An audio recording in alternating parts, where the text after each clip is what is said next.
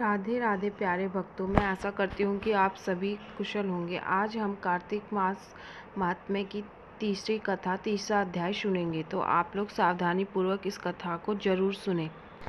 सत्यभामा ने कहा, हे प्रभु, आप तो सभी काल में व्यापक है और आप सभी काल आपके आगे एक समान है। फिर ये कार्तिक मास ही सभी मासों में श्रेष्ठ क्यों है? आप सब तिथियों और एकादशी और सभी मासों में कार्तिक मास को ही अपना प्रिय क्यों कहते हैं? इसका कारण बताइए। ऐसा सत्यभामा ने श्री कृष्ण जी से प्रश्न पूछा।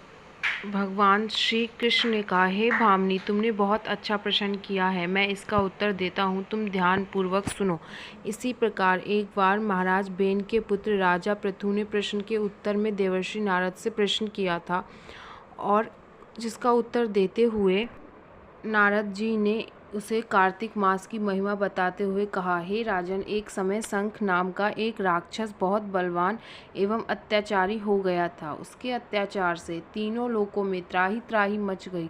उस शंखासुर ने स्वर्ग में निवास करने वाले देवताओं पर विजय प्राप्त कर इंद्रादि देवताओं एवं लोकपालों के अधिकारों को छीन लिया। उससे भयभीत होकर समस्त देवता अपने परिवार के सदस्यों के साथ सुमेरु पर्वत की गुफाओं में बहुत दिनों तक छिपे रहे। तत्पश्चात वे निश्चित होकर सुमेरु पर्वत की गुफाओं में ही रहने लगे।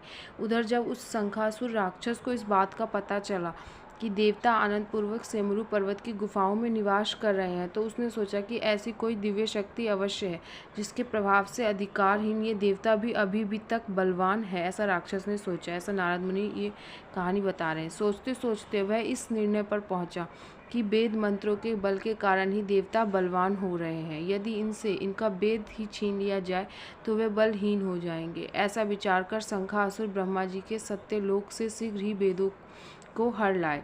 उसके द्वारा ले जाते हुए भय से उसने चुंगल से निकल भागे और वह जल में समा गए। शंखासुर ने वेद मंत्रों तथा बीज मंत्रों को ढूंढते हुए सागर में भी प्रवेश किया, परंतु ना तो उसको वेद मंत्र मिले और ना ही उसको बीज मंत्र मिले।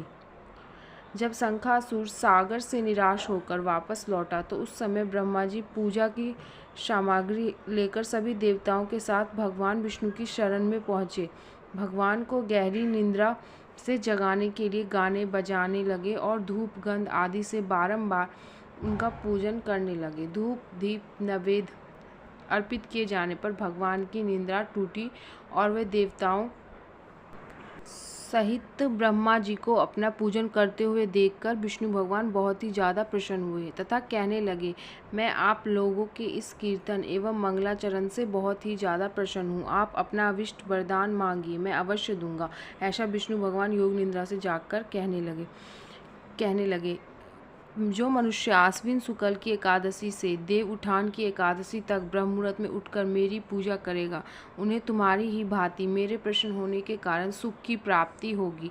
आप लोग जो पाद अग्र आचमन और जल आदि सामग्री मेरे लिए लाए हैं, वे अनंत गुणों वाली होकर आपका कल्याण करेगी। शंखासुर द्वारा हरे गए संपूर्ण वेद जल में स्थित हैं।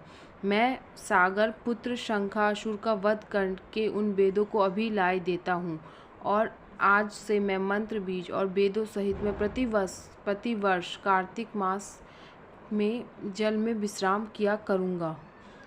अब मैं मत्स्य यानी मछली का रूप, विष्णु भगवान कह रहे हैं, अब मैं मत्स्य का रूप धारण करके जल में जाता हूँ।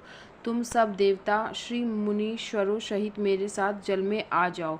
इस कार्तिक मास में जो श्रेष्ठ मनुष्य प्रातःकाल स्नान करते हैं, वो सब यज्ञ के अमृत स्नान द्वारा भली भांति नहा लेते हैं।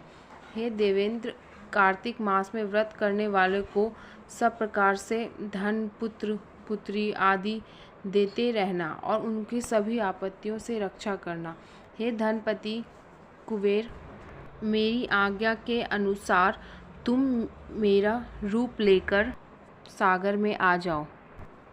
फिर श्री कृष्ण जी कहते हैं कुबेर महाराज से, हे धनपति कुबेर, मेरी आज्ञा के अनुसार तुम उनके धन धान्य की वृद्धि करना, क्योंकि इस प्रकार का आचरण करने वाला मनुष्य मेरे रूप धारण करके जीवन मुक्त हो जाता है। जो मनुष्य जन्म से लेकर मृत्यु पर्यंत विधि पूर्वक इस उत्तम व्रत को करता है, वह आप लोगों का भी पूजनीय है। तो आपका भी उचित दायित्व है कि आप उसके घर में जाकर वास करें।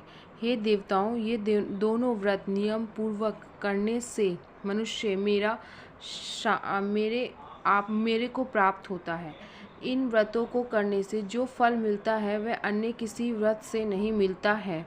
अंत प्रत्येक मनुष्य को सुखी और निरोग रहने के लिए कार्तिक महात्म्य एकादशी की कथा सुनते हुए उपयुक्त नियमों का पालन भी करना चाहिए। जो व्यक्ति कार्तिक मास में सुबह उठकर स्नान शौच आदि से निवृत्त होकर ब्रह्म मुहूर्त में स्नान करके मेरी पूजा करेगा तथा मेरे सहस्त्र पाठ को पढ़ेगा, मैं उसकी सदा सदा रक्षा करूँगा और मैं उसके घर में हमेशा के लिए निवास करूँगा और अंत काल में मैं उसको वैकुंठ धाम तक पहुँचाऊँगा। तो प्यारे भक्तों, ये थी कार्तिक मास का अध्याय 3 जो आप लोगों ने सुनी। तो मैं आशा करती हूँ आपको ये कथा बहुत ही अच्छी लगी होगी और आपके लिए बहुत लाभदायक होगी। तो आप इस कथा को ज़रूर सुनिएगा ध्यानपूर्वक और इसको लाइक, सब्सक्राइब एंड शेयर ज़रूर करिएगा। राधे राधे एवरीवन। आप भी कार्तिक मास में पूजा अर्चना, दान, पुण्य सब करें। राधे राधे एवरीवन।